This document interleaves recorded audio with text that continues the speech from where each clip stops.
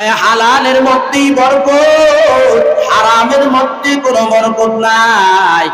আল্লাহ রসুলের একদম সাহাবী আবু হুরায়রা ৬৬টা কিতাব, প্রত্যেকটা হাদিসের কিতাবের পৃষ্ঠায় পৃষ্ঠায় যে সাহাবীর নাম আবু হুরায়রা, আল্লাহ রসুলের প্রিয় সাহাবী। সারা জীবন আল্লাহ রসুলের খেদমতে লেগে গেছে, সারা জীবন আর কাজে যায় নাই। যতদিন রসুলের হায়াত পেয়েছে ততদিন রসুলের খেদমত করেছে। তো কাজ পায় না, কাজে যায় না, সবসময় এলেম শিখে রসুল কি বলে, কি করে, কি বলে সবগুলা তার মুখস্থ।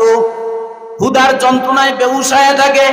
একদিন আবু হুরায়রা রাস্তার ভিতরে বসা, আবু বকর চলে আসছে, সালাম কালাম হয়েছে।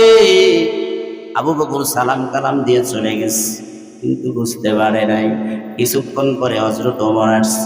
ওই রাস্তায় আসার পরে আবু হুরায়রার সাথে সাক্ষাৎ, সালাম হলো, কথা হলো। ওমরও বুঝতো না আবু হুরায়রা কেন রাস্তার উপরে বসা আছে। এরপরে দেখা যায় মুহাম্মাদুর রাসূলুল্লাহ আসতেছে।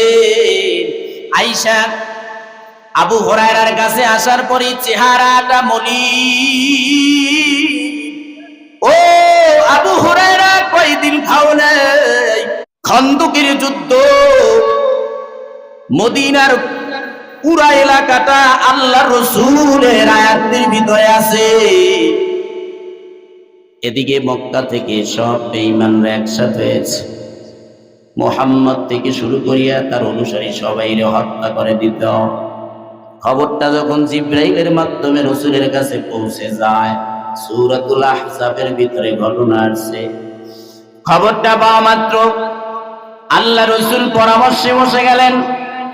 সাহাবায়ে কেরামদেরকে জিজ্ঞাসা করলেন, ও সাহাবায়ে কেরাম, বেঈমানরা আসতেছে মদিনার উপরে আক্রমণ করার জন্য, কোথায় কিভাবে মদিনা রক্ষা করা যায়? এই অল্প সংখ্যক আমরা মুসলমান, আমাদেরকে সমূলে ধ্বংস করে দিবে, কি করা যায়? ওই সাহাবায়ে কেরামের ভিতরে একজন সাহাবী ছিল সালমান ফারসি রাদিয়াল্লাহু তাআলা, যার বয়স প্রায় ২৫০ বছর অথবা ৩০০ বছর হায়াত পেয়েছিলেন এই সাহাবী। উনি দাঁড়িয়ে বলেন, ও পয়গম্বর, আপনি যদি মদিনা সহ আমাদেরকে রক্ষা করতে চান, তাইলে মদিনার চতুর্দিকে খাল খনন করেন।